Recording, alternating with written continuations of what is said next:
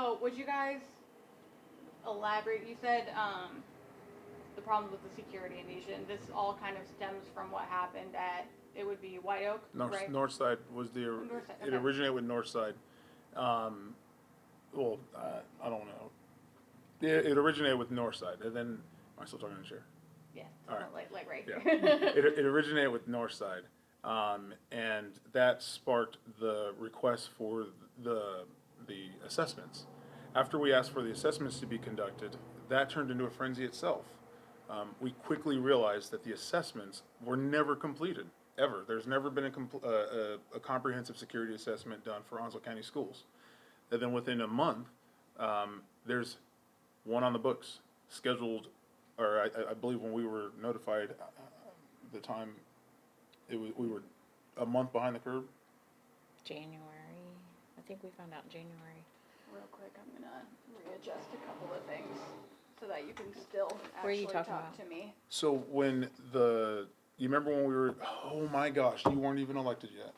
Mm-mm. So there's a disconnect that we have where I got appointed, so I came in before her. This is not, I don't care, whatever. Anyways, I won't include it. I got appointed before her. She got elected, so I came in office before. So there's a big chunk of what I went through for October, November. I was there in December. And so for 2 months that she was not there for. So there's a meeting that I'm referencing right now that you just weren't there for. After the stabbing at White Oak, Or the stabbing at Northside. or Northside, we had a security meeting, and we're sitting at this table, and then all of a sudden because I've been asking for the security meetings. Out of nowhere, they said, "Oh, we've contracted with a assessment company." And I said, "You've already entered into the contract." They didn't even bid the contract out. And then next thing you know, they've already paid $63,000 for this company.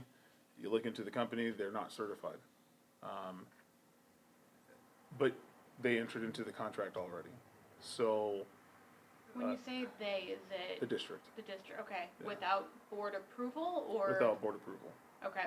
Yeah, so the issue that I have with this is they entered not only into a contract that is highly sensitive, but they did it without the board's knowledge. They entered into the contract, paid out the funds without the district knowing, and they're using a caveat to the law that justifies it. However, it should have been brought to the board first. The second thing is, they're saying that they did not need to vet the agency themselves. Because the Center for Safety Schools, there's a district that has used them in the past, and that's their justification for utilizing the security assessment company. Now, I'm not saying anything negative about the security company. I just know the certifications that they had at the time of the assessment, and they were lacking. Our district did not do their due diligence in ensuring that it was an adequate company to make an assessment, and not only that, but our local officials here, our sheriff's office, have people that are certified by the state that could have conducted that assessment for half the price, if not for free. Okay. So there were no security studies done prior to the stabbing at Northside. Then all of a sudden there was one, and it was independently contracted without board approval for way too high a price. Yes. Is what I yeah. Yeah. So for Angie, coming into all of this as a newly elected board member, what did you make of it? What was your reaction? I think I was in shock. I think as a parent, you just see everything from the outside, and it's hard to understand all of everything that goes into educating our children today. I think that when we went to school, and I'm older than him, when we went to school and then our older kids went to school, it was significantly more different than what it is now. And with just the things that are inside of there, and it's been educational for me as a parent to go through and to learn about what's going on inside of it. At the same time, I think there's parts of me that's just in shock with the things that are going on inside the schools sometimes with just issues with like the assaults of constitutional rights, the drugs, the weapons. How do we as a community come together and make our children feel safe? Because you have all of these outside things going on in the nation and in our communities, and but then at the same time you've got single parent families trying to support and also take care of their kids too. So I think it was overwhelming to get in there when you have a picture in your head of how it was and then you see how it is. Disappointed, or I can't say disappointed because I didn't see the process up until when I got on there. I just know what things were like when I was in school, when my older children were in school, and how they are now with, I have a younger one that's 15 and then I have 2 grandsons. So I don't want to use disappointed as a word. I'm shocked I don't know how we got to this point, because I feel like a lot of us didn't pay attention. And I was one of those parents, and I think going through COVID opened our eyes to a lot of things. And so when I started asking questions and doing things, that's where I made the decision to put my name on the ballot and run, and made it through. So my hope is to bridge that gap between the district and the community so that we can find a way to combat these things together versus being against each other, which is what it feels like right now. And to add to that, that's what was evidenced at the last board meeting. Yeah, disappointed it's a pretty tough word to use, but when I first came onto the board, and to this day, all we hear is the community's not engaged, the parents aren't responding. We are well aware that there's parents that just aren't attentive to their kids, but that is a very small percentage of the parents here. Many parents here are either working 2 jobs, single parents, or there's something that gets in the way of them attending the meetings or getting information. And instead of finding a way to accommodate the parents, we complain about the parents. And at the last board meeting, it was disappointing. The district went out of its way to bring in multiple educators. We've never seen it that packed before. And then not only that, they're wearing the same shirts in unity. But that effort was not used to bring parents in. You know, we talk about the parents not being attentive. Whatever effort was applied to bring these parents into the board meeting, what would happen if the district did the same thing and said, hey guys, can you please come to these meetings? Many parents might not come, but I guarantee if the district made an attempt to regularly contact the parents of these schools, they're going to come out. But what we're seeing right now is when a parent comes to the district with a concern, there's an immediate defense mechanism that comes into place from district to parent. And right at the beginning, the parents they're felt as if the district is defending itself against the parents. And the district is supposed to work for the parents, work for the students. That this is not how it's supposed to go. Now, if one person wonders why there's so much conflict on our board, the reason why is because we have former educators. We have some that have been on the board for quite some time. And we all want to see progress in our schools. We want our kids to thrive. And that's where their heart is. But one of the things that I'm seeing, and I think my colleague is going to attest to, is how are we going to make our kids thrive? How do we help our kids thrive? We can't do it by doing it the way that it's either always been or the way that we want it to. No, there's laws. Because the moment we stray outside the guidance of our laws, we're failing. And that's what we're doing now. We have the FBI, DHS, Center for Safer Schools that have policies in place or best practices in place for us to follow to keep our kids safe. It requires us to go out of our way to make changes. If we're not willing to make those changes, then kids get hurt. anything to add to that specific? No, I think that he covered it pretty good. I feel like we're missing something though. On what? It's the parents. We're missing something on the parents. these parents in Onslow County are being attacked. They're being attacked. Like the things that we are hearing inside the closed sessions are horrible. And I'm not sure how to. We struggle with that part because we don't know how to, because we're not technically supposed to say anything detailed about any of it. In the closed sessions? Anything that happens in the closed sessions, the last time I said something, even remotely about a closed session, I was threatened to be impeached and all this other stuff. And as a board member now, to do the right thing is to keep the community informed. I was told last night, or 2 nights ago at the board meeting, that how dare you talk about the superintendent in a public forum, in a negative light. Well, we've made every effort to talk to the superintendent privately.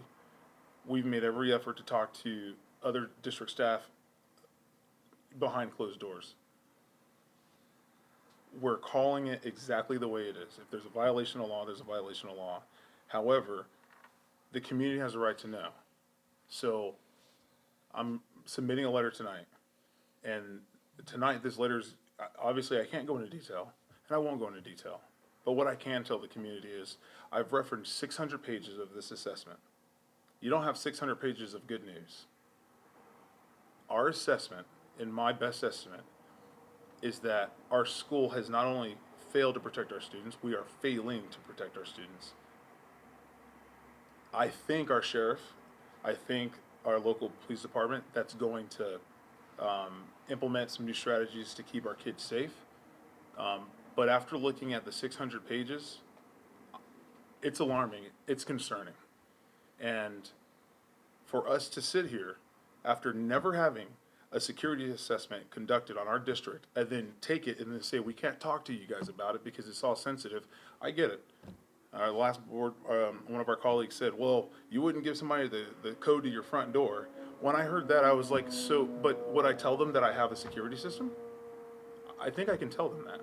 So from my colleague Angie and I, we can't go into detail, but we can say that 600 pages of documents, what we've read in it is concerning. It's concerning. And yes, the sheriff's office and the local Jacksonville Police Department is involved in finding a way to make this better, but it's never been addressed until right now. Now that you've had multiple instances within the past year of actual violence, right? No, it wouldn't have been addressed. No one's here to get fame, but it wasn't addressed until it became a problem, if that makes any sense. It wasn't the actual violence that made it a problem, it was the spotlight on the violence. Because let's not forget, if the district ignores a problem and the board is in line with the district, with the district, who's gonna hold them accountable? No one. So when did the rift in the board start? When Angie got elected. When a parent got Thanks. elected, it sounds like? That's what. Okay. Yes, I think that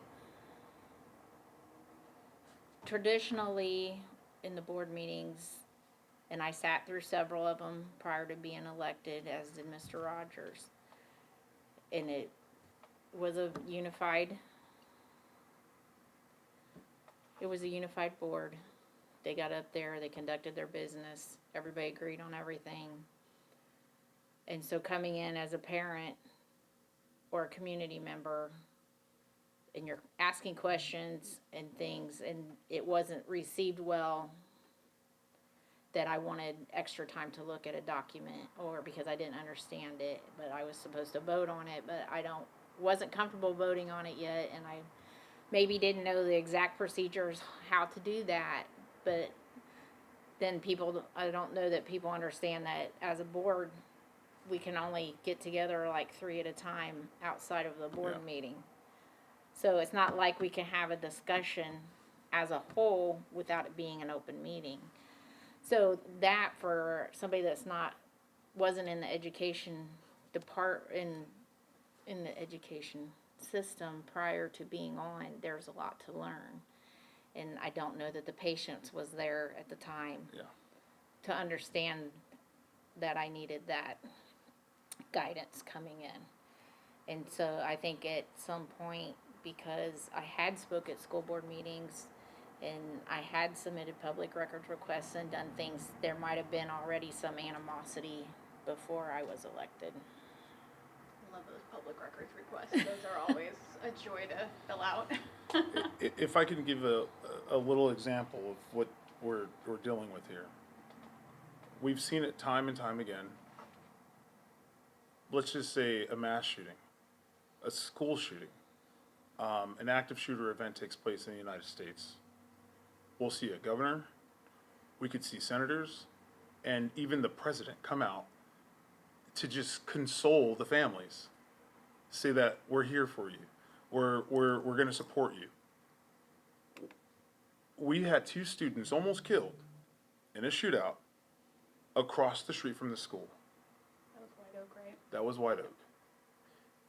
It is my personal opinion, based off of the evidence that was presented, that the issue originated at our school, or at least elements of it originated at our school. And our district has adopted the mentality of it's better to maintain the narrative than it is to be there for our students and family. We have 2 students that were almost killed across the street from our school, and our superintendent has not even reached out to them yet. Is this the characteristic of a district that cares?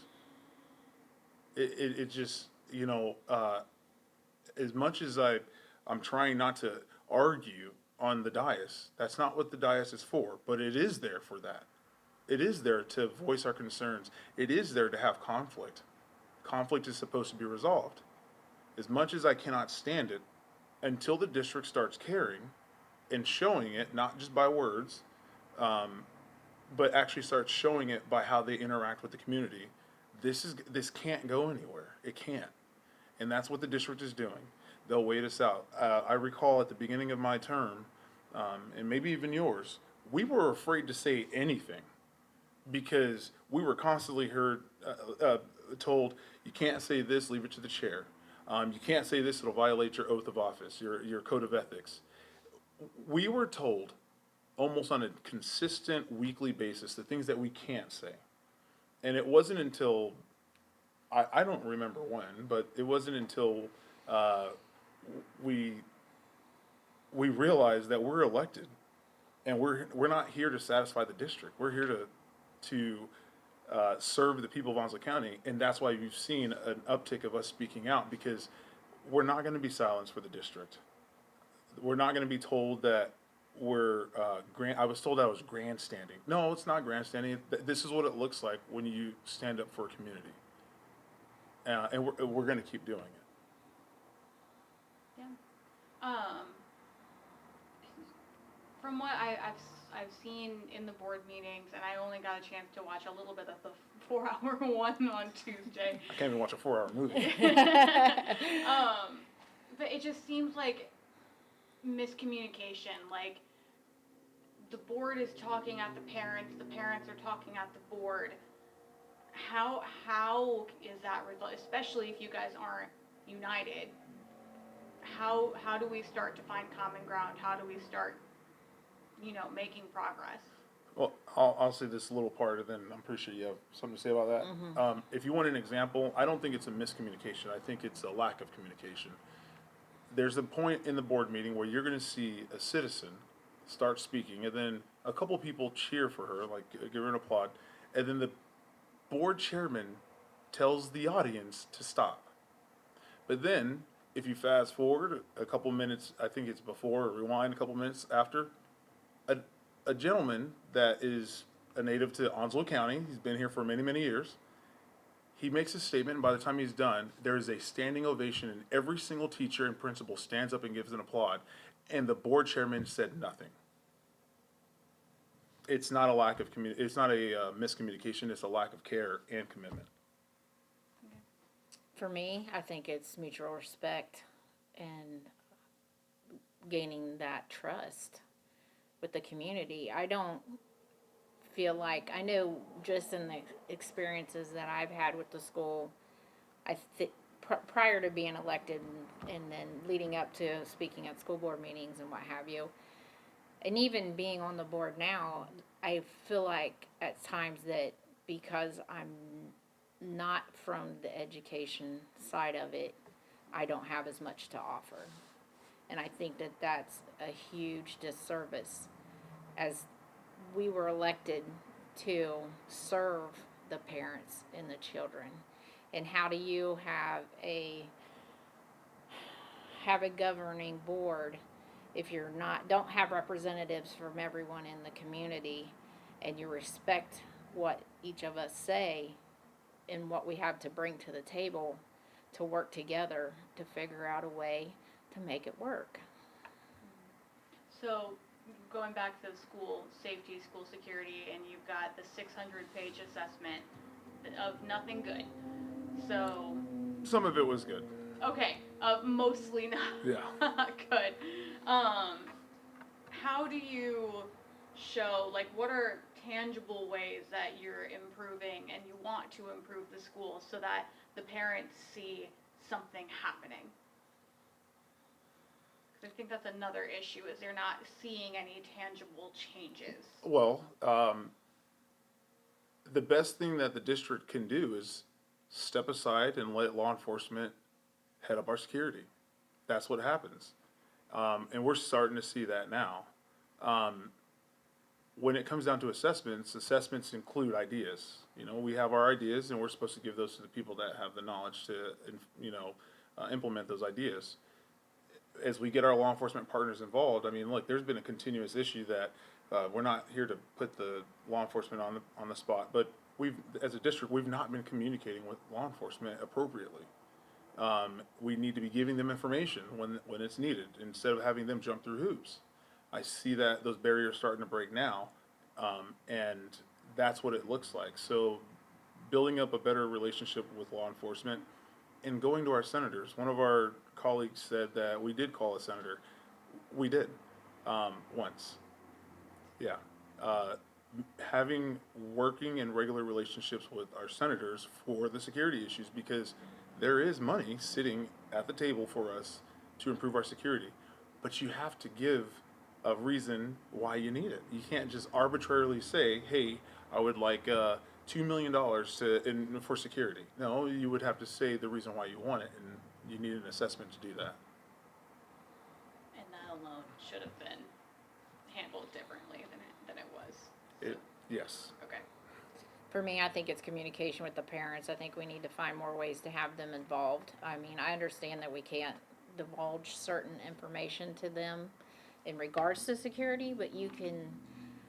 I was having a conversation with someone in administration last week, and they were saying that they couldn't understand why the parents were still upset. And I said, you know, a lot of times and I know in my own instance with my own child, with her active addiction, when you know your child almost died going through something, and you're lucky enough to know that your child didn't die, you want to see change, or you want to be a part of that change, so that you know that all of the situation that your child went through wasn't for nothing, because their family's been turned upside down because of the shooting incident, and they just want to see something good come out of it, and they don't want to see somebody else's child hurt.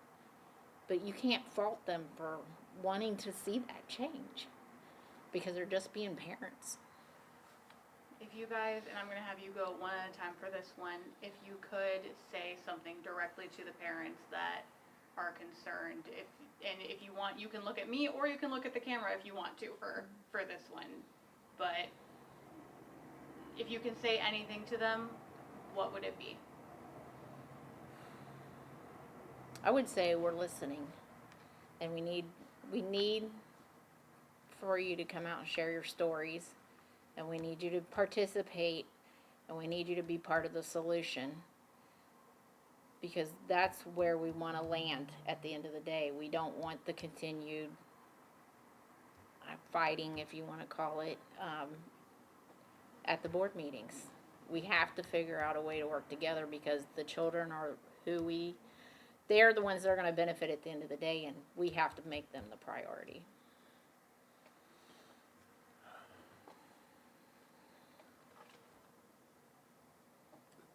That's a tough one. What would I say to the parents? We're listening.